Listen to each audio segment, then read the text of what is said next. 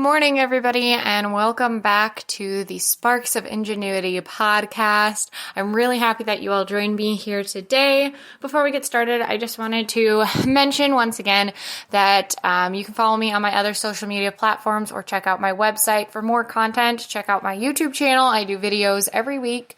They go up about when these podcasts do. Otherwise, you can always find me on Spotify with my podcast channel. That being said, today I want to talk about candles. So anybody who knows me, again, or has come here from my YouTube channel or has watched my YouTube channel, I love candles. You all know that.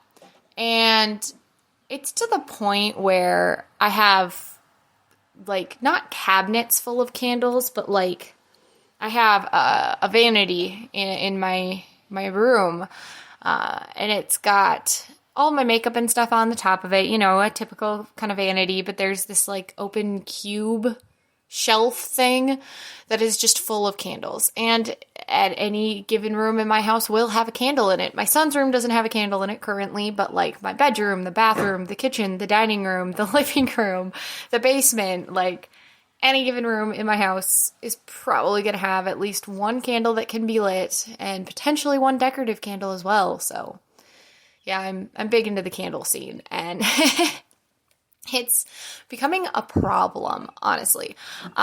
Last year at about this time, I had 2 shelves full of candles, and it was wild. But anyway, I've seen so many hacks for you get down to the end of the candle, what do you do with it? I consider myself kind of a candle pro at this point, because the only thing that I don't have for good candle care or whatever is a trimmer, a wick trimmer.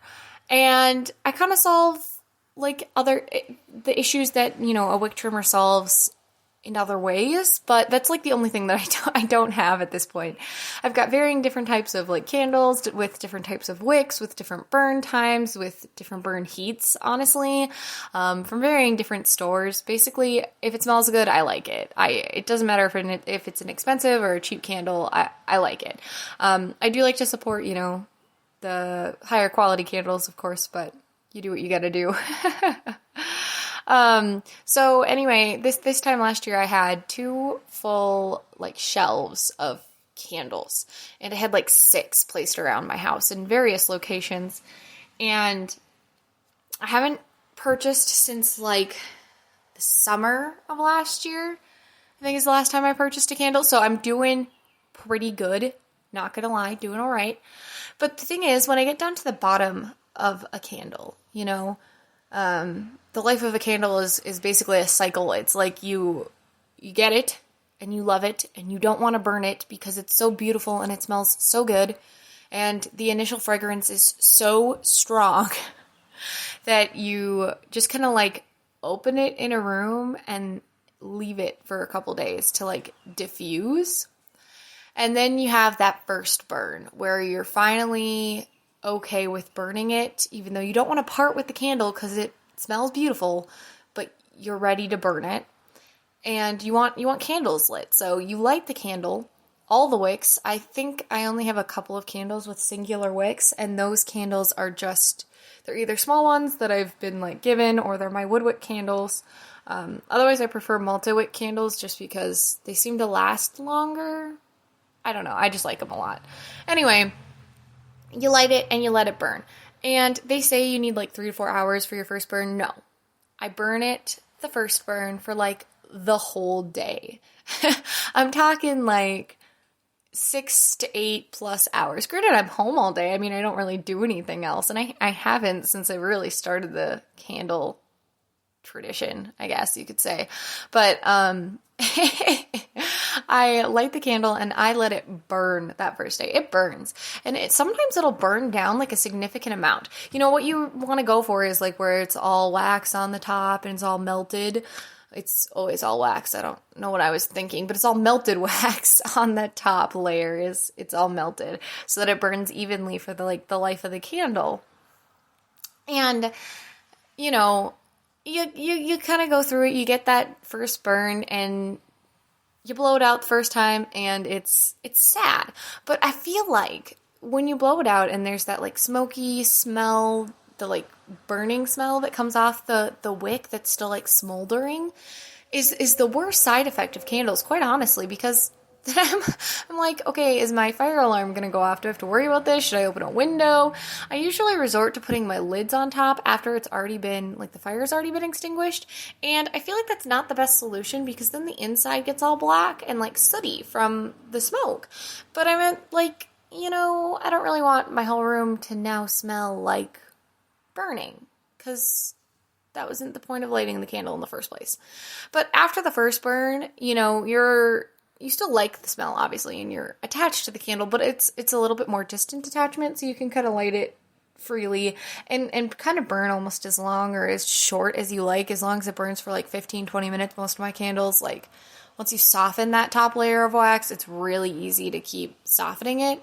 And then you get down to the bottom, and I've decided that it honestly, it really depends on what candle you're burning from where, but I find that charmed aroma candles, which if you haven't checked those out, they have bath bombs as well, but their candles, they have like jewelry inside all of their items, whether it's a bath bomb or a candle. It could be a ring, it could be a necklace, a bracelet, they've got all kinds of stuff, and it's actually really cool. But I find that their candles burn down the lowest, which is really nice to me, honestly, because, I feel like I've got all this use out of the candle. But I feel like their wax also burns a little bit faster than, say, like Bath and Body Works or something. Now, with a Bath and Body Works candle, you're going to have a bit more like wax on the bottom. And what I typically do, because it burns out the entirety of the wick, like even into the metal cylinder, like it burns out the entirety of the wick.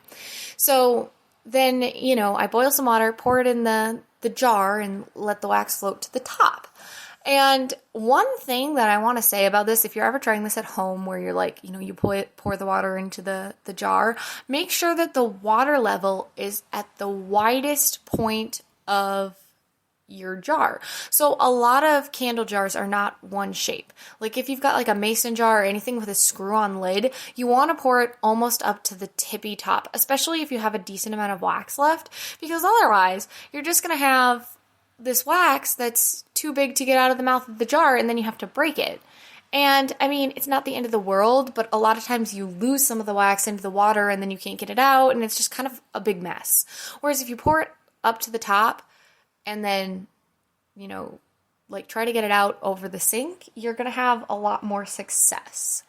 Anyway, so, I fill up my jars, and then my routine is, I push down on the wax at the top to like push it into the water, or like to push one side so that it like flips as one big wax piece.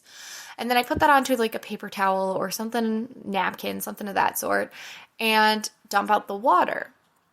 Now, after I dump out the water, I take a paper towel and essentially dry out the inside of the jar, because although the like wick holders at the bottom of the jar have been loosened, they haven't come out. So you've got to get those out and then clean out most of the soot from the jar, and then, toss that paper towel. Once the wax is dry, I have like a shelf in my son's room where I put them all. It's kind of an obsession, not gonna lie. But once it's all good to go, you put them there and you can reuse them. Okay? Like queen of candles at this point. Now, the best way to reuse a candle jar is to make another candle. Now, if you can imagine, I'm burning through at least 4 candles a month. That's like a minimum. When I wasn't living in my own home, which, I mean, I don't own my home right now, but like when I wasn't renting or living in my own home, I didn't burn candles. So other than that time, I could go through 3 a month, or 3 sets. So probably like 12 candles in a month if I wanted to. I don't, because I don't burn them every day because candles are expensive. But when you have a lot of candles like that, you have a lot of extra candle wax, and it just kind of piles up. Now, that stuff is scented, but it also usually has a little bit of soot on it, and, it's at the bottom, so it's not as fragrant. Your nose is a little bit more used to it, but it's the best point in time to mix the waxes together. So the best way to reuse your candle jar is to make more candles. So what I did is I bought some wax, some candle wax, and I think it's not soy wax, it's some other kind of wax, some cheaper kind, because at the time I was very, very poor when I bought it. Choking myself over here. But if you go into a craft store, you can buy like a bunch of different kinds of candle wax and different kinds of wicks and everything you need, scents, everything. But what I do is I have crayons. I used to work at a restaurant, and again, that's a whole story. But I collected crayons from the kids' menus from this restaurant, and I had various uses for them, but I mostly use them for pigment because I don't have candle wax dye. So instead, I just melt crayons into the wax, and it works about 50% of the time. Because it's not the same consistency of wax, it doesn't melt in as well as it could. So if I really want to do candles better, I'm going to have to buy better dye. But anyway, it's in making the new candles that I am not any longer the candle queen. I try with all my heart. Like, I give it my most, my best effort. But I'm really not that good at it yet. I'm still working. I'm learning. But anyway, so you buy this wax. You can buy all the like wicks and stuff super easy.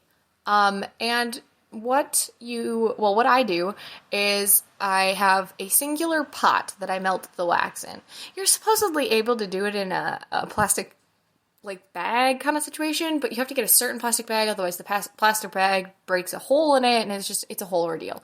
So I have one pot that I just straight melt all wax in. It's a super waxy pot. We don't use it for anything else.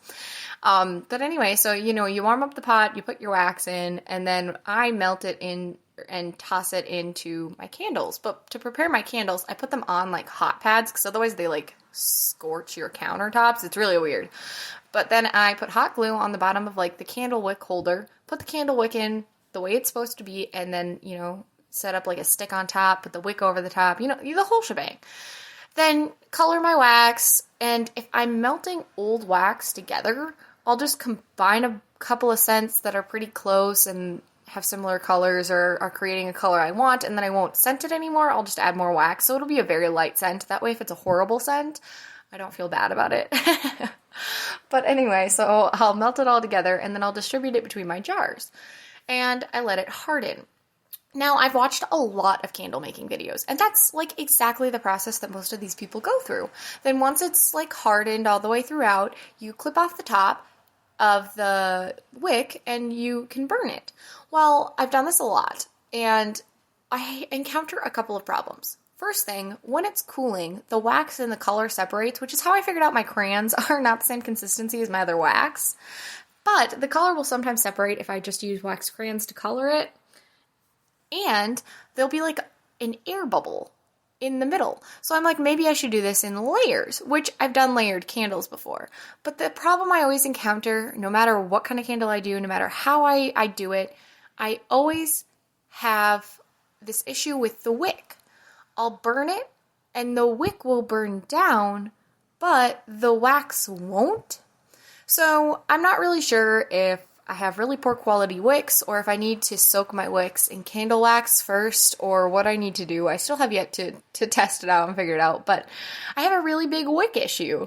So yeah, that's kind of my process with candles. I love candles. They're just so amazing. I don't know, I can't even describe the love that I have for candles, but I did a whole episode on candles.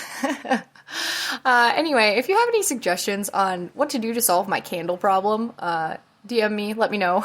I'd love to hear your solutions or your candle stories. Yeah, candles, they're great. Invest. There are tons of small candle making companies that are really decently priced candles. Comparatively, I suppose I should say they're competitively priced. And candles are just great, and they're an easy thing to enjoy and to love. But I hope you all enjoyed today's podcast. If you did, don't forget to follow me so you can hear about more of these episodes. Follow me on my other social media platforms for more content. Otherwise, we will see you next week.